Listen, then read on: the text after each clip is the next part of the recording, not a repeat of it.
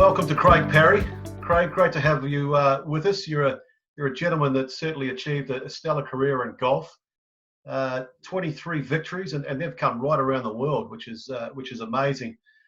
National Opens, and of course, right here in New Zealand with the New Zealand Open at Parapara Beach, which we're incredibly proud of as a club because I guess looking at your career and the success of it, it's your history being etched in our history, which we're incredibly pleased with. So, Craig, thanks for joining us. How's everything looking for you over in Sydney? Oh, not a problem on joining you. New Zealand's always been very kind to me. Sydney's very nice. We've got a clear day today. We've had no corona overnight, which is fantastic, and we'll be getting back to life a little bit sooner rather than later, I would imagine.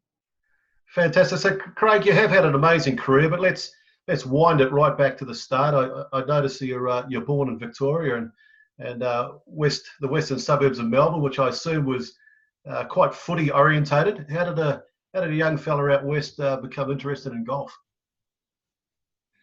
Well, I was very much in Aussie rules. I was Western Bulldogs or Footscray back in those days, and my grandparents are Scottish, and I used to spend a lot of time with my grandparents, and I was my grandfather's shadow, and he used to love going playing golf. So did my gran, and I just took up the game as a 5-year-old, and I just loved it.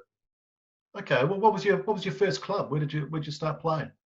I first started at Sunshine, and I've got a photo when I was a baby. Mum holding me when I was literally a few weeks old, and the golf club used to be across the creek from us, and the flags are in the background in the distance, and they moved that golf course to about 3 k's away, and I joined when I was 10 years of age. I had a VGA official, Tom Duguid, to actually change my birth certificate on my birth date so that I could actually join the golf club. And, so I was 13 years old at that time, but I was really only 10, and they allowed me to join. We had a whole heap of juniors at that point, and that's how I got into the game. Very young, very much into the game, loved practicing to improve. And I felt that every time I practiced that I actually did improve. And, that was one of the good things about, our game. You have to be patient and, just try and wear the game down so you can actually get to a stage where you're good enough and got enough confidence in yourself to hit all the shots you need to hit.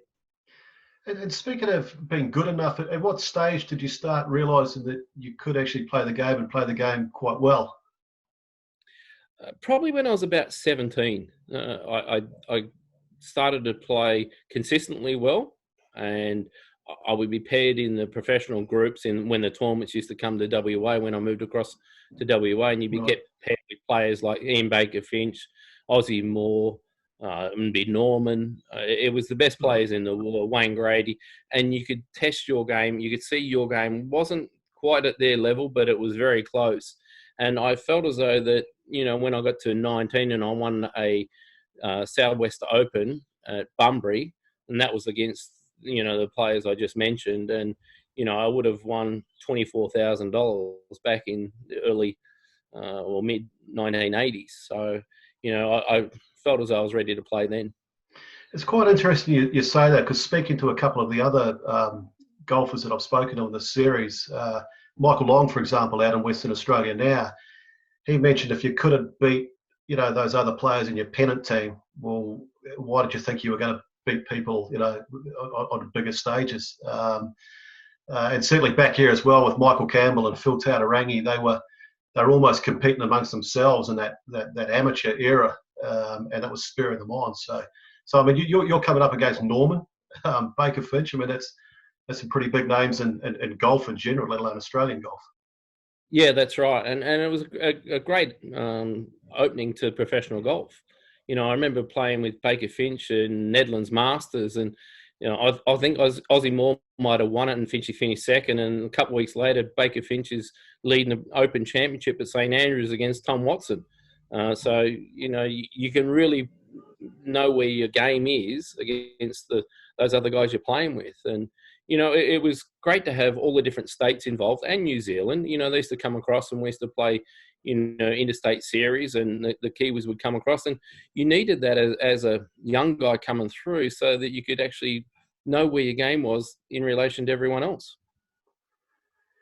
Now, at what stage? So, we were talking about the amateur career there. At what stage did you make the decision to go professional? Did you think you were ready?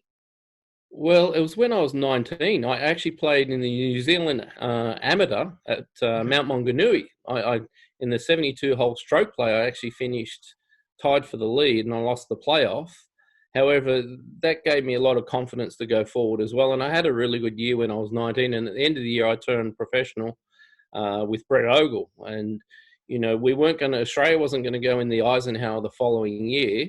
And that meant that I would have had to wait around another 4 years after that just to play Eisenhower. And I said, well, I might as well turn professional. And, the first couple of years were difficult. Everyone is going to find it difficult. And then I happened to win a tournament in Canada, the Players Championship up there. And a couple of weeks later, I won the New South Wales Open at the Australian. Played with Lee Trevino and Roger Davis in the final day. And, then I was off and away. So you played the New Zealand Amateur there at Mount Maunganui, which is a fantastic track. Yeah. Incidentally, I actually was superintendent there before Paraparaumu Beach, so it's a course I know well. Was that would have been your first trip to New Zealand? Yes. Did you come back for New Zealand Opens during those early years of turning professional? I did play a couple of the early ones. I played at the Grange. I played at Titirangi. I love Titirangi as a golf course. I thought that was absolutely wonderful. Just beautiful golf course to get out on, the ferns and just the design of it, even though it was a little bit shorter.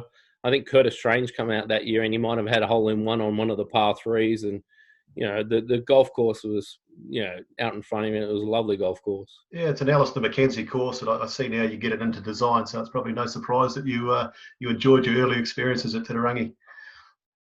Yeah, it was wonderful. So you win the New South Wales Open and you head up to Europe. Was that the plan? Yeah, that's right. Because that was what all the other previous Aussies had done. Grades, Aussie Moore, Finchy, Harwood.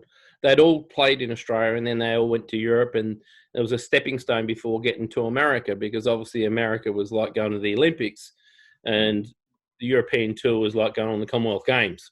So that's how you could sort of, justify the two. But my game was actually suited more for Europe than America, because the hard and fast fairways that they had, and the golf courses were tree lined rather than big mounds on the sides where the spectators could actually, sit. It was just a different type of golf. I probably, in hindsight, I should have stayed in Europe a lot longer, like Michael Campbell did. Okay, I mean, you had some great success up there. I see you were top 10 on the money list in all 3 seasons that you enjoyed up there, and you won the Italian Open, the German Open, and the Scottish Open, which would have been a proud achievement for your grandparents, no doubt. Yeah, absolutely. That was a fantastic day. I remember it very clearly. I played with Sevi Ballesteros in the final group, and I've got a great photo walking onto the green on the 72nd hole at Glen Eagles, and all the crowds behind us. And, it's a pretty special time or moment in my life. Were your grandparents living up in Scotland, or they immigrated down to Australia? No, they were in Australia, but my grandmother was from Gakoti, which is the bay just south of St Andrews, Yeah. and my grandfather's from Gourock, which is up near Glasgow. So I can understand the Scots. A lot of people have trouble with them, but I can understand, not a problem. So you talked about the analogy between the Commonwealth Games and the Olympics. Well, obviously you had your sights on the Olympics, like everyone does, and in these terms, it's the US Tour, which you went across to in '92, and you joined the big circus, and I guess you were right up there and amongst it. Yeah, look, it was a conscious decision. I felt as though when I was back in that time that my game was good enough. As I say, you said that I won, 4 events when, in a couple of years. I won £1 million in 4 years. And I felt that America was the right time for me then. And it was in '92. I played really well early on in the year, and the Players Championship, I had a chance of, finishing right up there. I think I finished 6th that week. I hit it in the water on the 16th hole, going for the green in 2. I remember trying to hit a draw into the green when I never hit a draw in my life. So I should have probably hit a fade into the green and maybe made my birdie that way. But anyway, I made a double bogey or whatever it was, a bogey. But you know, it was the right time. Our daughter had just been born as well in '92. So it was much easier to play in one country versus going through Europe, where every week we'd have to go through customs control, and it was a lot harder to travel through Europe in those days.